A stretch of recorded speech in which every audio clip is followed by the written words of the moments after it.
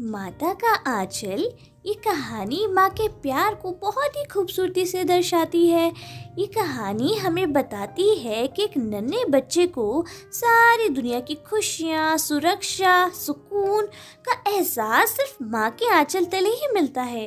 कहानी शुरू होती है, लेखक बचपन से ही अपने पिताजी के साथ ज्यादा रहते थे। अपनी माताजी के साथ उनका दूध पीने तक का ही सफर था। जब पिताजी नहा धोकर पूजा करने बैठते, तब साथ ही लेखक को भी नहला धुलाकर अपने साथ पूजा में बिठा लेते।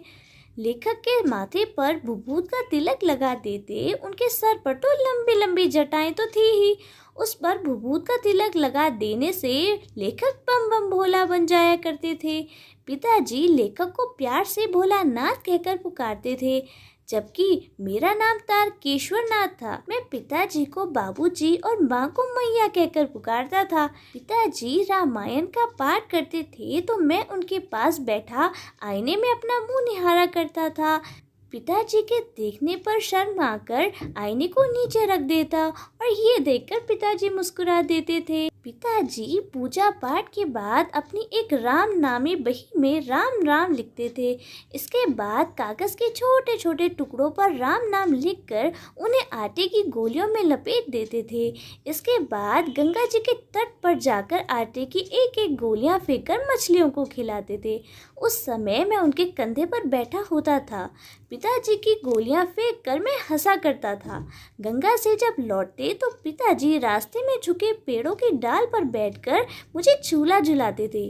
कभी कभी हमसे कुश्ती लड़ते थे, खुद नीचे गिर जाते थे और मैं उनकी छाती पर चढ़कर उनकी मूछें उखेड़ने लगता था। मूछें छुड़ाकर हंसते हुए वो मुझे चूम लेते थे, मुझसे खट्टा मीठा चुम्मा मांगते थे। मैं उनके सामने अपना गाल कर देता था। एक खट्टा चुम्मा दूसरा मीठा चुम्मा लेते तो मूछें गड़ा देते थे।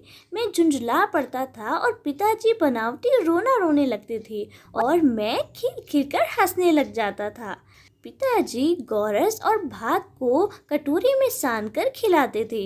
माँ और खिलाने की जिद करती थी। पिताजी से कहती थी कि बच्चों को खिलाने का ढंग मर्द नहीं जानते। चार चार दाने का कौर देने से बच्चा समझता है कि बहुत खा लिया। बच्चे को भर मुंह खिलाना चाहिए। माँ खुद खिलाने लगती और कहती थी कि माँ के हाथों से ही खाने पर बच्चों का पेट भरता है। माँ खाना खिलाती थी और कहती थी कि ये तोते के नाम का कौर है और ये कबूतर के नाम का कौर है, और ऐसे खूब मुझे पर पेट खिला देती।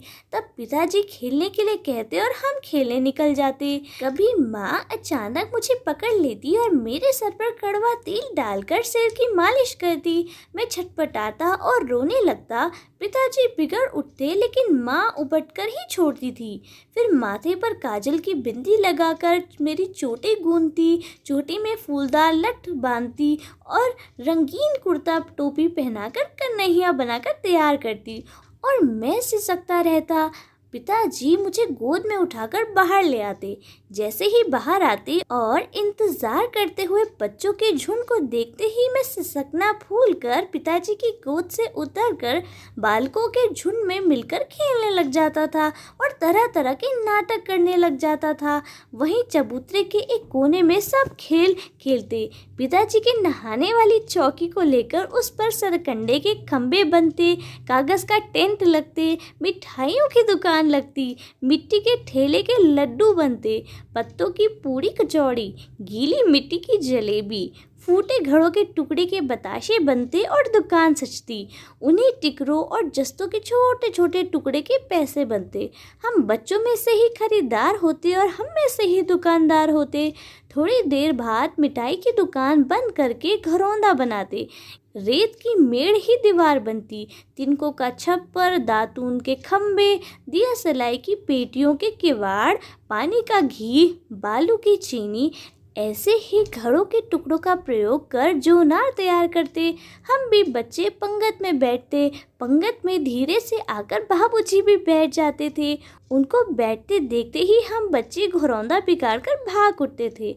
वो भी हंसते हंसते लोटपोट हो जाते थे और पूछते थे कि कब होगा भोजन भोलानाथ। कभी कभी बच्चे बारात निकालते थे, कनस्तर का तंबूरा बजता, आम की उगी हुई गुठली को घिसकर शहनाई बनती। हम में से कोई दूल्हा कोई समधी बनते थे। बारात चबूतरे के एक कोने से दूसरे कोने तक जाकर लौट आती थी।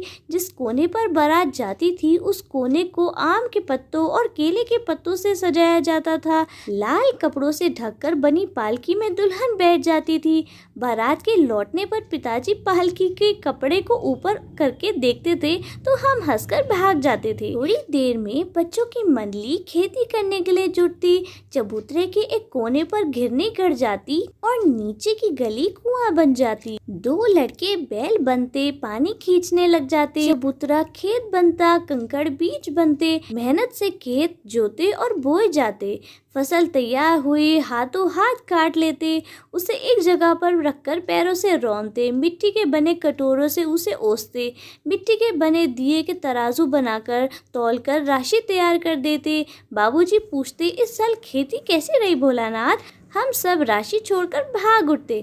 अगर किसी दूल्हे के आगे पालकी को देख लेते थे तो खूब जोर से चिल्लाते थे, रहरी में रहरी पूरन रहरी, डोला की कन्या हमार मेहरी। एक बार ऐसा कहने पर एक बुढ़े दूल्हे ने हम बच्चों को बहुत दूर तक खदेड़ कर ठेलों से मारा था। उस खूसट खबीस दूल्हे की सूरत लेखक को अब तक याद है।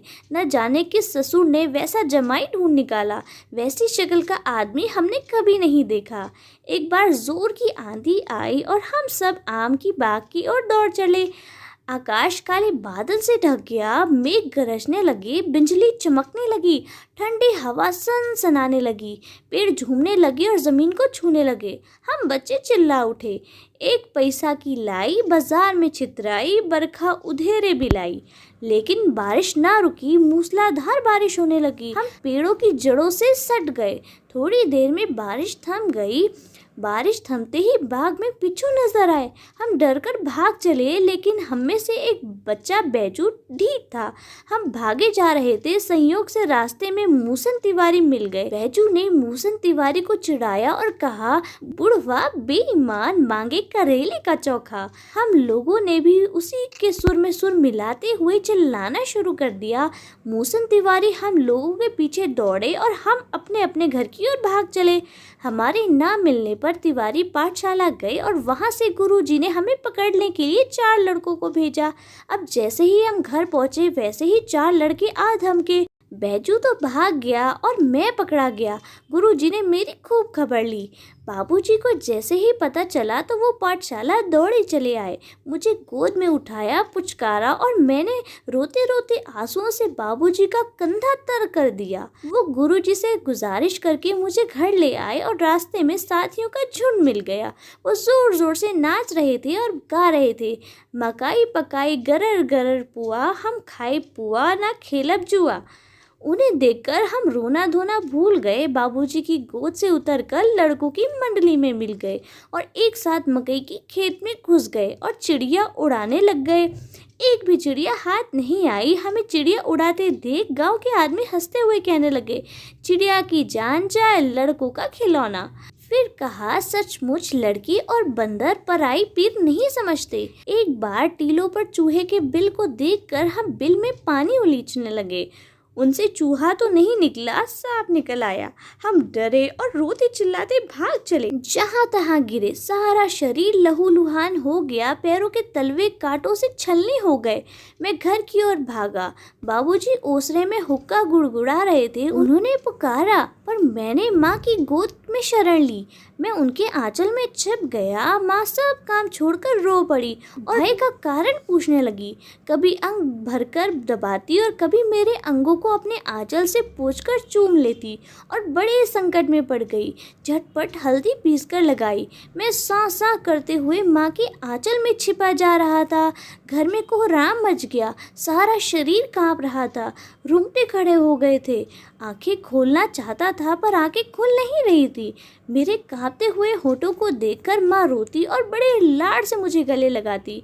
इसी बीच बाबूजी दौड़े आए, माँ की गोद से मुझे लेने लगे। मैंने माँ के आंचल के प्रेम और शांति की छाया न छोड़ी। सो आई होप आपको कहानी अच्छी लगी हो। अगर आपके लिए ये कहानी 1% अच्छी हो तो प्लीज़ मेरे चैनल को सब्सक्राइब करें और वीडियो को लाइक और शेयर करें।